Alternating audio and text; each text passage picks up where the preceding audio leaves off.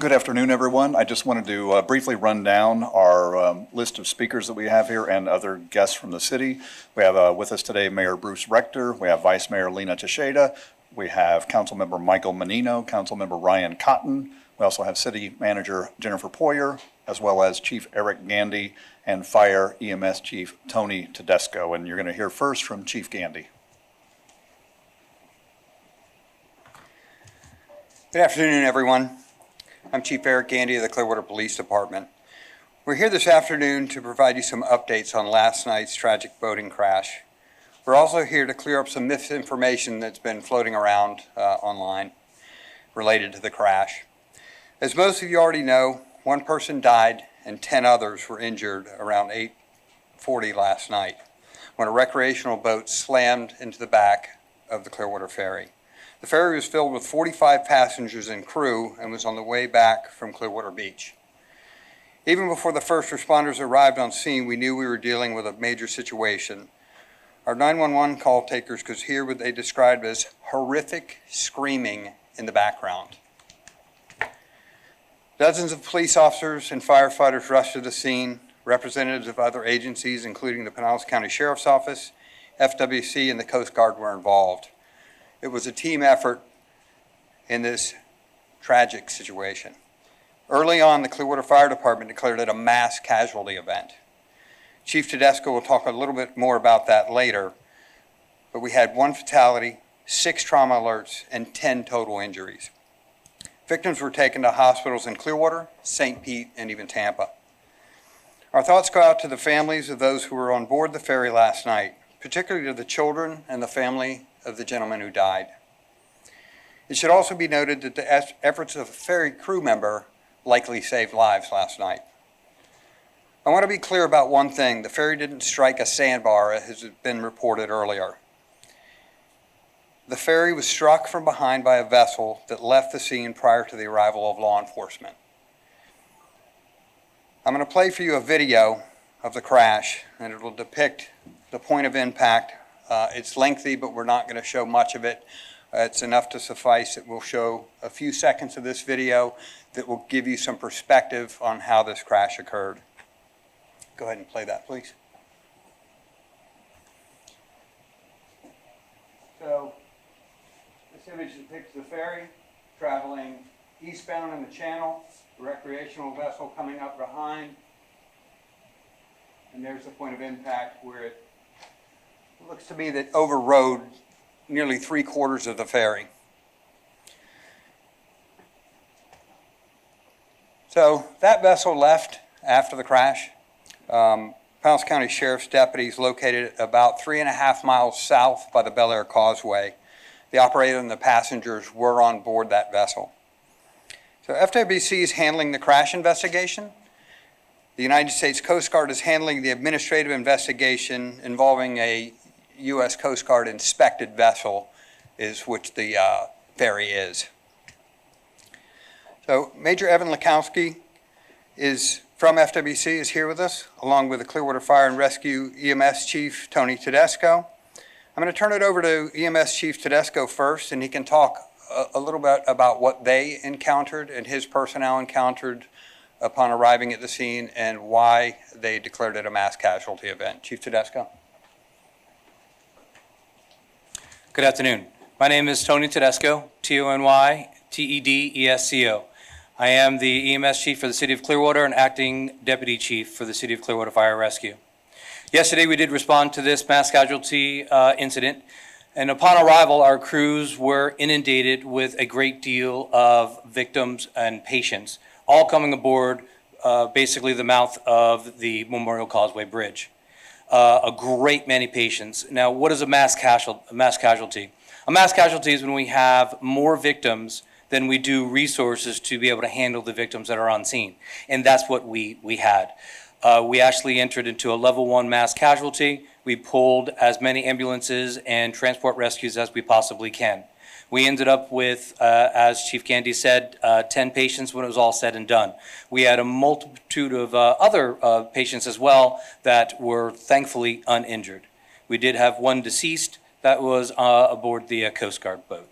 And so Our top priority in situations like that are obviously, we needed to find very quickly the most injured, of which, like we said, we took many who were, we call trauma alerts.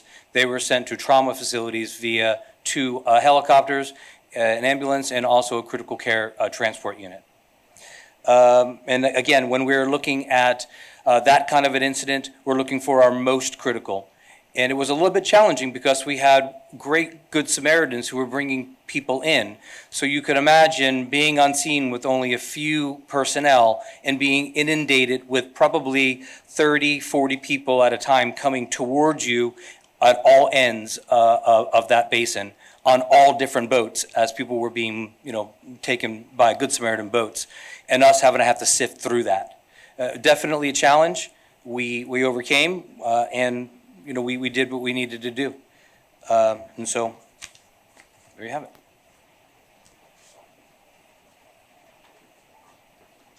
So next up, Major Laskowski from FWC, and he can speak to the crash investigation and give you kind of some perspective on how they go about conducting these investigations.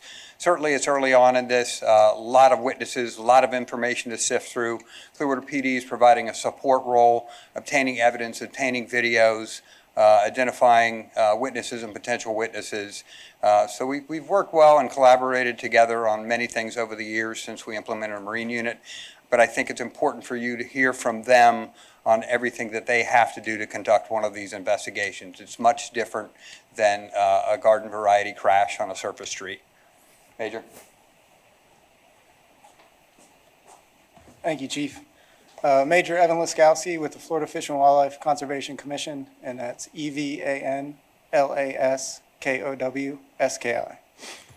So last night we responded to the accident involving approximately a 37-foot recreational center console vessel ramping up the stern of an approximately 40-foot commercially registered vessel with approximately 45 people on board.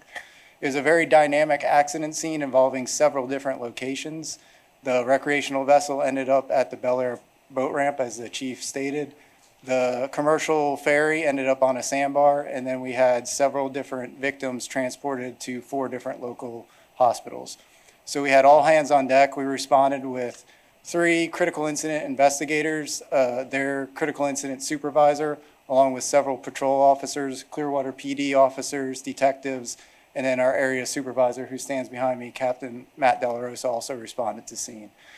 We seized both vessels as evidence as part of this investigation, and we're continuing to conduct interviews and review relevant footage of the incident to aid in our investigation. Obviously, our thoughts and prayers go out to the victims of this tragic accident, and we're committed to completing a thorough accident investigation to determine exactly what caused this horrific event. And we can open it up, or I'll turn it back over to the chief, and he can. Sure. And I'll finish what you were saying. We'll open it up to questions. We will field them based on who did what. So if it's related to the crash investigation, certainly FWC. If it's medical evacs and things like that, Clearwater Fire and PD can answer those questions. So go ahead. Question for FWC, I believe. Can you confirm that the suspect vessel or boat was a blue and white boat with the word statement written across it? Yeah, so we can confirm that vessel was there, and some members of the media were actually at the Bel Air boat ramp last night, and we're taking some photographs, and that was the vessel in question for this accident. Yes, ma'am. My question is for Major Laskowski. Can you, because we can see in the video the conditions last night, could you please comment on what you observed from these conditions? What kind of a boating night was it? It looks like the ferry's running lights are on, and it was a moonlit night, and there's lighting from the bridge. So can you talk to me about what conditions existed down on the water last night? So we will be surveying both vessels, checking for operation of the running lights. U.S. Coast Guard is also conducting a concurrent investigation into the commercial vessel and making sure that all federal regulations were followed on that vessel. So they'll be also investigating all the equipment on that commercial vessel to make sure everything was in working progress.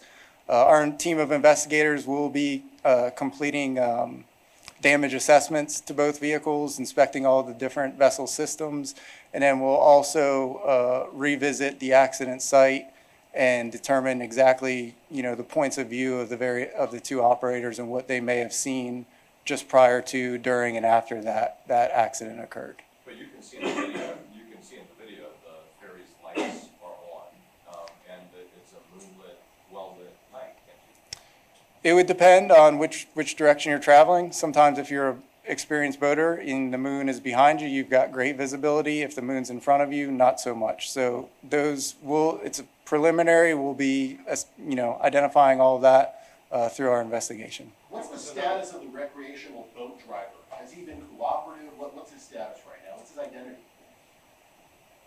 Do you have his identity? Yes.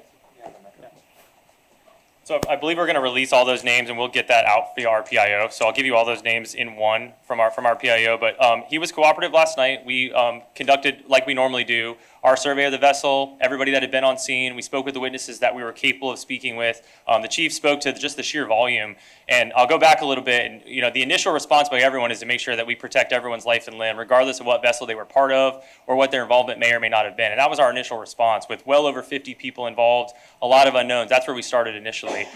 Once we were able to file back from that, we were able to try and piece in part which persons belonged with which vessels, and began our survey of those accidents. And the chief mentioned it as well. Vessel accident investigation is very different than vehicle accident investigation. You're dealing with a dynamic environment. Tides and winds shift everything around. Things don't tend to sit in exactly the same place, and it just takes a long process to work all the way through that. As well as, unlike metal, fiberglass and other things tends to kind of bend and have some resiliency. So it takes a larger survey. We use a lot of LiDAR equipment and a bunch of laser guided stuff to really map damage and put things back together. And that's sometimes what will delay these investigations a little bit. It seems like it should be pretty easy to put one thing together with something else, but it's really not as simple as laying things over each other. You really got to figure out what was pre-existing. If anyone's owned a boat, unfortunately they bump against docks and things like that. It happens. So every scratch may be valid or it may not, based on the accident that occurred, and how do you corroborate those things with it. And further than that, just again, in the discussion of boating accidents, you have a number of factors with this accident specifically. The blue and white vessel is a larger vessel. Fiberglass, again, in size and weight is much larger than the vessel that it ends up striking. The vessel it does end up striking has a much lower freeboard. It sits lower to the water, and those dynamics can kind of cause some of those ramping effects. There's a lot of buoyancy that's in play, and that can also cause things to both land and separate at the same time. So you get a lot of factors in there, and that can lead to injury and everything else in between. So if that answers your question, again, we'll put out all those names specifically, but that's sort of the investigation in a whole. You said the boat captain was cooperative, but my understanding is at the scene that several witnesses told me that he declined a field sobriety test or a breathalyzer. Is that accurate? So that is not accurate. So the captain voluntarily submitted to a breathalyzer, and there was no alcohol determined in that breathalyzer sample. It read 000 based on the certified breath test that was given to the intoxilizer. Is anyone in custody? No one's currently in custody at this time. Can you confirm someone on that recreational boat called 911 and didn't remain at the scene for some time? So we're still working through the volume of 911 calls that came through, which boats they were in. The call takers here at Clearwater did a fantastic job, but we're obviously under a large amount of duress with the number of people, the volume of noise that was going on in the background. So I can't state exactly which vessels made which phone calls. So would it be considered a hit and run then, or if you stayed for? Is it considered a hit and run, or what is it considered? What do you guys consider? So we're currently working with the state attorney's office to make sure that we fit whatever legal definitions for hit and run should or shouldn't be based on the circumstances that persisted that evening. There was another scene at Seminole Boat Ramp where another individual was detained. Was that related, and if so, how? I'm not aware of anyone being detained at Seminole Boat Ramp. I know Seminole Boat Ramp was the staging point for all the EMS units, and the large majority of the patients were brought there, triage, and the chief can speak to that as how they triage them. But I don't know of anyone being detained at that boat ramp, at least from our standpoint. And if Clearwater detained anyone there, they could speak to that. County Sheriff's Office did, and I believe I saw one of your folks on scene. Yeah, so the only investigative efforts we took in terms of that was at the Bel Air Boat Ramp, as we discussed. So we assisted the PD and the fire department at Seminole with the victims that were there. Sorry, have you seen, I know Chief Gandy said that the boat overrode the ferry about 3/4 of the way. Have you seen something like this happen before? Can you talk about the severity of this? Unfortunately, these accidents happen all over the state. This isn't the first. I hope it's the last. I don't know that it will be, but unfortunately they do occur. I saw the damage to both vessels extensively last night, and that video depicts it very accurately. There was definitely a point where both those boats were fully entangled, and a large amount of damage resulted to the ferry boat as a result of that entanglement. Are you able to say the ages of the victims? Was there any children involved in those injuries, adults? Can you talk about that a little bit So all the victims that we had identified were all adults. I believe there were some children on the vessel itself. Like I said, we'll release that full list. That way we don't need to read out all those names, but we'll release that full list to you guys today via RPIO. Did any of the victims fall in the water, and how deep is that water? I'm not sure if anyone went overboard. Again, it's a dynamic case with how many people were on the vessel itself. Everyone other than the one decedent was able to survive the incident itself. I know some people also got themselves off the boat. Once the crash occurred, the vessel ended up in some shallower water right there on the sandbar, which I think is where that story was coming from for that vessel being aground. It did end up aground post the event, and a lot of people were able to get themselves off the boat in pretty shallow water and walk to either other Good Sams that were able to take them away or responding vessels that were able to get them back to shore safely. Any One estimate witness on told me how that, fast? one witness told me that they saw a blue and white vessel pushing the ferry towards the sandbar. Do you know anything about that? I don't know anything about that. Again, the chief talked about the longer version of this video. There is many more minutes that we're going to diagnose in there to try and figure out what was going on. And back to the question about 911 calls, we're going to try and build that timeline back and see who was making what phone calls at what time. And again, that's the complexity of an event of this magnitude, as well as when it involves boats like this. Again, every piece of evidence tries to float away. We were dealing with a late night, and again, a lot of people to deal with. But bottom line, if you hit a boat and you call 911, you should remain until law enforcement. Should you ever leave before law enforcement arrives? Or? We would always recommend that if someone's involved in an accident, you remain on scene, you render aid that you can, you call all the local authorities that you can, and do everything you can in that moment. And we're committed. If a hit and run occurred here and people were injured, people were heavily influenced by this event, we're committed to working those charges all the way through. Again, we've already engaged in discussions. We have a strong working relationship with the Pinellas County State Attorney's Office, and we're working through whatever those charges may be. And to the fullest extent of the law, we'll prosecute any crime that is discovered. Any estimate on how fast the recreational boat was moving at the time of the crash? So difficult to make speed estimates. Cameras are a challenge there as well. So we'll work through that once we do our crash investigation. We actually can use kind of the way the fiberglass breaks and the way that things kind of come together, similar to what's done on the road. And we'll get a speed. It's just hard to make that estimate now. You can see from that video and make your own estimate, but we'll get a good number once our investigation's Do complete. you know how fast that wake zone area is? Is that a wake zone area? So where they were in currently would have been no restriction on speed other than safe operation, but there's no slow speed or minimum wake applied to that area. They were quickly approaching one, but where they were was not slow speed or minimum wake. Can you at least release the name of the operator of the blue and white vessel that we saw in LA last night? Yes, we'll release all of that. Like I said, I'd rather just let all that go out as one big piece from our PIO. Just to clarify, is it correct to say that the boat did not stay at the crash scene, but it's not determined yet whether it's being investigated as an actual hit and run? It is safe to say that, yeah. There's evidence that shows that the vessel did remain there for a period of time and then ultimately ended up at the Bel Air boat ramp, separate from the accident location. That is an accurate description of what occurred. Question for Chief Tedesco. I think when you talk about mass casualty events and how you guys handle them, can you just speak to a little bit what the FWC was talking about, but can you just speak to the difficulty in responding to these situations when you're dealing with nighttime, you're not even on ground, you're in the water, all of that? Yeah, absolutely. When our crews first arrived, they found themselves in the water themselves, trying to rescue people out of the water as well. On top of that, they were trying to figure out who was the most wounded. On top of that, we had an incident command system that was put into place by the district commander. Very well done, but we were trying to get as many resources as we could to this scene. There were many other calls going on at the county at the same time, quite truthfully, and we were basically robbing Peter to pay Paul in a way, trying to get as many resources as we could to our scene. That includes fire department rescues, fire engines, trucks. That includes Sunstar ambulances. We even, like I said, even had critical care transport come, and we called for as many helicopters as we could. And so they were faced with a very challenging job in the nighttime, in the water, trying to figure out who are our most injured and where are you coming from and what boat are you associated with, if that makes any sense, as we're trying to put the information together ourselves through whatever dispatch information that we have. Hopefully that makes sense. Chief, what kind of injuries were treated last night? We had multiple folks with broken bones, a lot of orthopedic injuries, a great deal of soft tissue injuries. You did have some head injuries, and of course, we had the decedent as well. Can you describe that area when it comes to boat traffic? Is it typically very busy? And then also, can you talk to us about, is it normal for the ferry to have that many people on it on a Sunday night? I can speak to that a little bit. That's an exceptionally busy area. It's an intersection between the egress point from Clearwater Marina, where all the commercial operations occur, and the Intercoastal Waterway. So it's exceptionally busy, and as was mentioned earlier, it becomes an idle zone once you move out into the ICW.